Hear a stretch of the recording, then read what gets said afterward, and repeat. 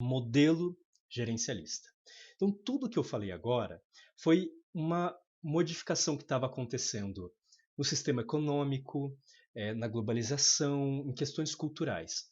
Aqui eu vou começar a entrar ainda mais de cabeça no mundo do trabalho, porque existiu uma pessoa que foi muito importante para essa brincadeira, uma pessoa chamada Margaret Thatcher. Para quem não conhece, basicamente ela foi a primeira-ministra inglesa, vamos dizer assim, basicamente na década de 80, porque eu acho que ela assumiu em 79 e foi até 89. Então, década de 80 aí, é, ela foi a primeira-ministra da Inglaterra. E como eu falei, o mundo estava passando por várias crises, né? O capitalismo estava meio complicado, e ela falou, cara, eu tenho a solução para isso. Ingleses até hoje amam odiar a Thatcher. Porque qual foi a solução dela? Foi ela que alavancou a ideia que a gente tem hoje do neoliberalismo. Não vou entrar em tantos detalhes do que é neoliberalismo, mas é uma repaginada na ideia do liberalismo, que é uma ideia muito forte, uma corrente, vamos dizer assim, muito forte, de como as coisas devem ser feitas até politicamente dentro de um sistema econômico que é capitalista, que vai fazer desde coisas assim de uma flexibilização dos contratos de trabalho, tirar direitos e tudo mais, privatizar, né, empresas públicas. Então, são várias coisas em vários níveis dentro de uma nação, e ela colocou muito forte esse modelo neoliberal dentro da Inglaterra. Né? Houve vários problemas, algumas coisas deram certo, algumas deram errado. Enfim, não estou aqui para discutir neoliberalismo, não estou aqui para discutir a política da Thatcher, a Dama de Ferro. Isso aí, com toda certeza, eu morro de vontade de fazer, mas eu acho que vamos para um bar ou para um café discutir isso, acho que não vai ser nas minhas lives. Porque aqui o foco é mais psicologia mesmo. Mas o fato é que muita coisa mudou. Muita coisa mudou por causa dessa essa resposta governamental da Thatcher para essa situação econômica mundial. E como ela mudou muito a relação entre o público e o privado, e muito como ocorrem as leis do privado na Inglaterra na década de 80, é óbvio que as empresas precisaram se reestruturar, okay? Para tentar dar conta dessa nova realidade, desse neoliberalismo. Qual foi o modelo que começou a surgir? Começou a surgir uma mudança de paradigma dentro das empresas, de uma gestão para outra gestão, um tipo de gestão para outro tipo de gestão. Hoje em dia a gente chama a gestão anterior, que na época obviamente não tinha nome, de gestão clássica ou às vezes até gestão disciplinar, ok? Então vamos chamar de gestão disciplinar, porque ela era muito dessa coisa da disciplina, né?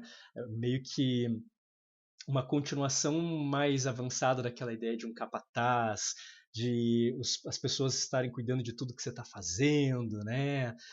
Não exatamente capataz na ideia mais antiga, mas era mais os herdeiros dessa ideia.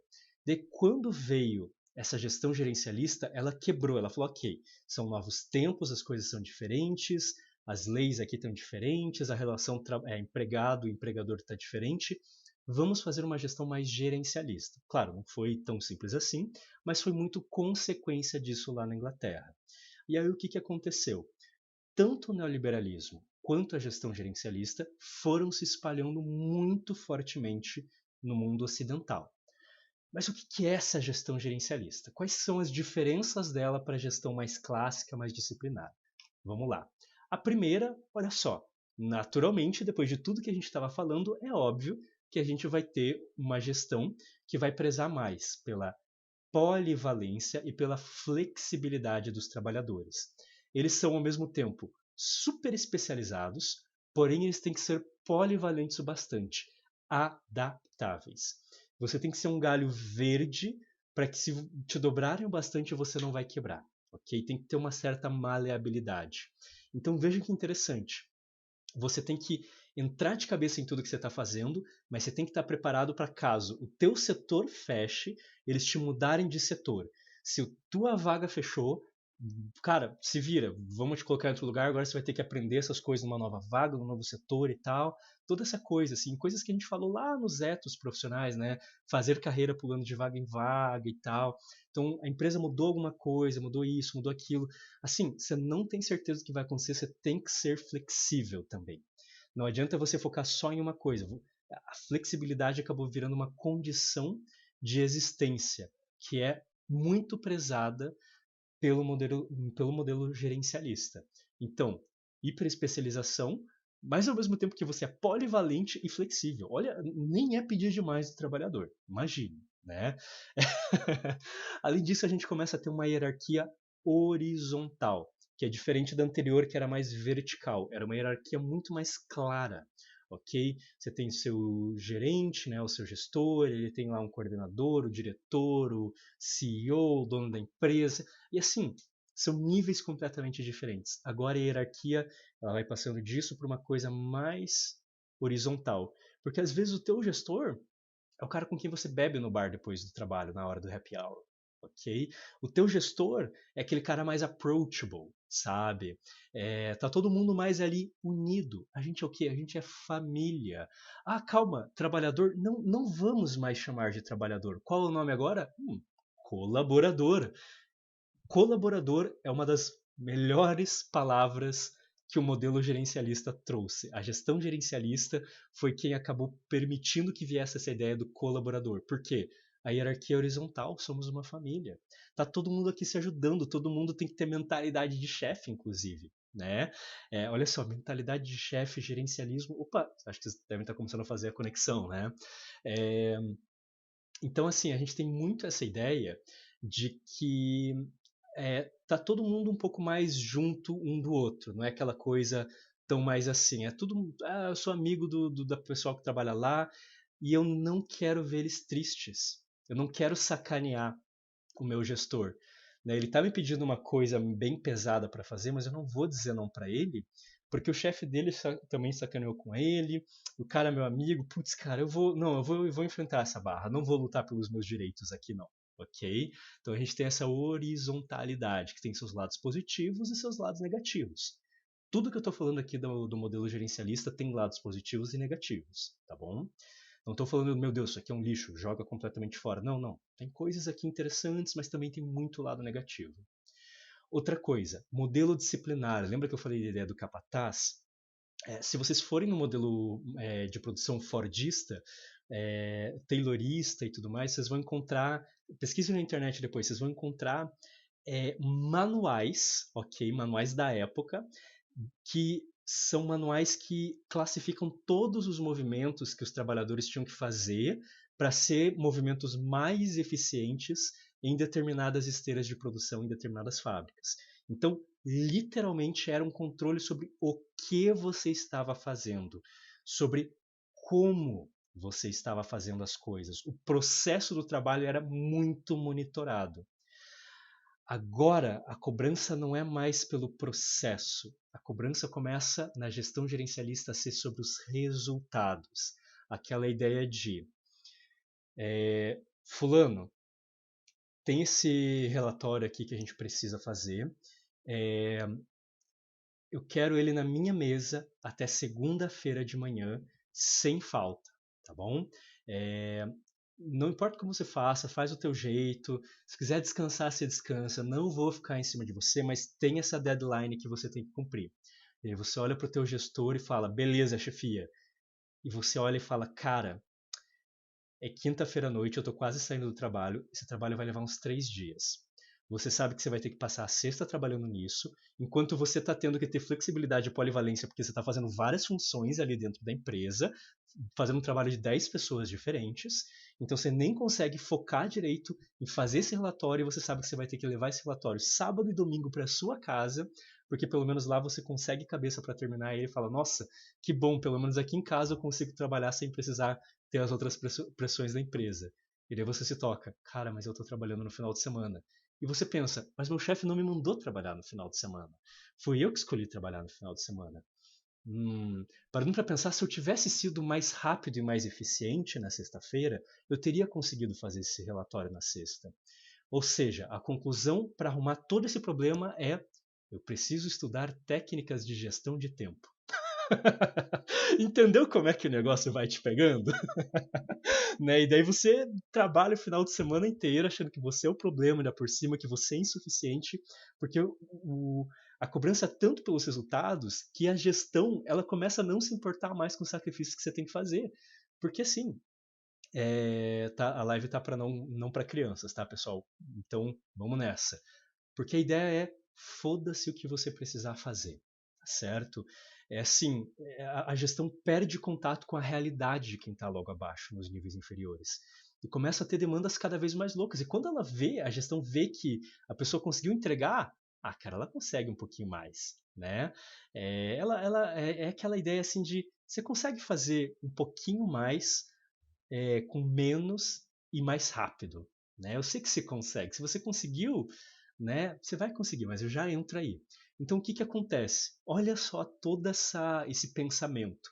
A cobrança, que não apenas não é mais pelos meios e sim pelos resultados, ela não é mais disciplinar, ou seja, não tem alguém te cobrando o tempo todo. A cobrança fica cada vez mais internalizada. Ou seja, você começa a se cobrar. A cobrança é muito mais sua do que necessariamente as pessoas fungando no teu cangote ali. Ok? Alguém com um chicote andando na fábrica, né? Você vira a pessoa que está se cobrando, mesmo que você está na tua casa, em home office ou teletrabalho, né? É, a cobrança é tua, é sua sobre você mesmo. Na verdade, você aprendeu a fazer essa cobrança sobre você mesmo. Você internalizou essa cobrança. É um termo super psicanalítico, eu sei, mas funciona mesmo fora da psicanálise. E aí você vira o teu próprio, vamos dizer assim, o seu próprio capataz. E cara, eu sei como a gente é capaz de pegar pesado com nós mesmos. Às vezes mais do que qualquer outra pessoa seria capaz. Além disso, olha o que eu falei, você sempre consegue fazer um pouquinho mais, né? Se você consegue ser bem sucedido, qual é a ideia? Bateu a meta? O que, que acontece no próximo mês? Que tal dobrar a meta? Ou seja, é muito essa ideia, essa cultura de metas, né? Você não tem mais regras, você tem metas assim que são flexíveis, ok? Então, cada vez mais, as regras do jogo profissional, quando a gente entra num emprego, quando a gente entra numa empresa, elas são incertas, você já não sabe mais o que exatamente você tem que fazer e o que você tem que evitar fazer para ter sucesso dentro da instituição, para avançar de nível, para conseguir um aumento. Porque está tudo mudando o tempo inteiro, é tudo flexível. Você tem que ser adaptável, você tem que mostrar serviço, você é cobrado pelo que você pode fazer agora, não importa o teu histórico de ser bem sucedido na empresa antes. Cara, pensa na pressão. Pensa no quanto que a gente não se pressiona para fazer esse tipo de coisa. Pensa na incerteza, na insegurança que a gente tem, no quanto que isso enlouquece a gente. E aí vem a ideia do sequestro da subjetividade, ok? Que eu vou falar um pouquinho mais como esse sequestro da subjetividade ocorre, que vai ser o restante da nossa conversa. Mas tem a ideia do autoempreendedorismo. Você trata a sua vida como se fosse uma empresa e você é o gestor dessa empresa. Por isso que o modelo gerencialista que surgiu como uma forma de gestão começa a se tornar a cultura gerencialista, porque isso começa a passar para dentro de nós, para outras partes da sociedade, para a nossa cultura como um todo, e aí a gente cria um ciclo infinito que se retroalimenta e martela esse tipo de coisa na nossa cabeça. Eu sou o meu próprio gestor, ou seja, eu sou livre, né? Até mesmo quando a gente está, que nem eu tenho um CNPJ, né, gente? Eu estou um pouco, vamos dizer assim, eu sou meio profissional liberal, tecnicamente não sou profissional liberal, eu sou uma empresa, né? Eu sou dono de uma empresa com o meu próprio nome, vamos dizer assim, mas vamos dizer, eu sou um profissional liberal, assim, na prática é o que eu sou, né? Mesmo quando a gente está nessa situação, a gente está vivendo dentro dessa cultura, a gente não precisa estar dentro de uma instituição com CLT. Mesmo fora, a gente faz esse tipo de coisa. Pejotização aqui no Brasil, então, em áreas de tecnologia, nossa, nem se fala de uma coisa dessas, né? Deixa eu ver aqui o que vocês mandaram. Karen, a liderança, fazer amizade com os colaboradores, né? Então é uma forma de gerir os resultados dessas pessoas. Tipo, entrar na mente delas. Estou chocada. Muitas vezes não é intencional, cara. Isso é uma conversa que eu tenho muito assim. eu tento não ficar culpabilizando o tempo inteiro os gestores, os donos de empresa, porque muitas vezes o que, que acontece? Eles estão dentro dessa mesma loucura que a gente está vivenciando, desse mesmo mecanismo, desse moedor de carne gigantesco. Né? Se eles não fizerem, outros vão fazer e aí a empresa quebra e eles ficam sem o emprego deles também. Né? Então tá todo mundo assim com o seu na reta, vamos dizer. E muitas vezes eu vivo repetindo essa frase. O meu pai, né, ele é de carreira, assim, ele é formado inicialmente em economia, depois se formou em administração, mas ele é consultor empresarial e consultor também, como é o nome? Ele trabalha também com desenvolvimento territorial para iniciativa pública e para iniciativa privada em vários países. É um negócio assim, cara, um cara incrível que tem muito conhecimento. E eu fiz vários bicos assim ao longo da minha vida com ele, tentando trabalhar nas empresas que ele tinha e tal. E eu olhava e entendia uma coisa. Gente, boa parte das empresas, sabe, elas não têm a menor ideia do porquê que eles escolhem certas coisas de gestão. Eles olham ao redor e falam: todo mundo está fazendo isso, vamos fazer também, porque eu acho que é certo. Cara, é moda. Muita empresa faz isso por moda, sem nem saber por que está fazendo. Porém, Karen, como você falou, gera esses resultados.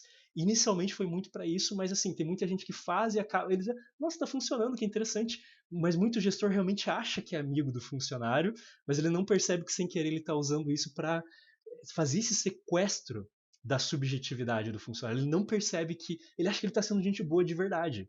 Sabe? Então eu não estou querendo vilanizar essas pessoas. Tá todo mundo nessa mesma situação. E, cara, chefe de empresa, quando a gente está falando de empresas principalmente pequenas, os caras estão muito dentro desse moedor de carne, eles também estão perdidos, eles não sabem o que eles estão fazendo, eles não têm noção do quanto dano a própria saúde mental e a saúde mental de todo mundo eles estão fazendo, sabe? É muito louco. E é por isso que eu estou tentando conscientizar as pessoas, por isso que eu escrevi um livro sobre isso. É para conscientização.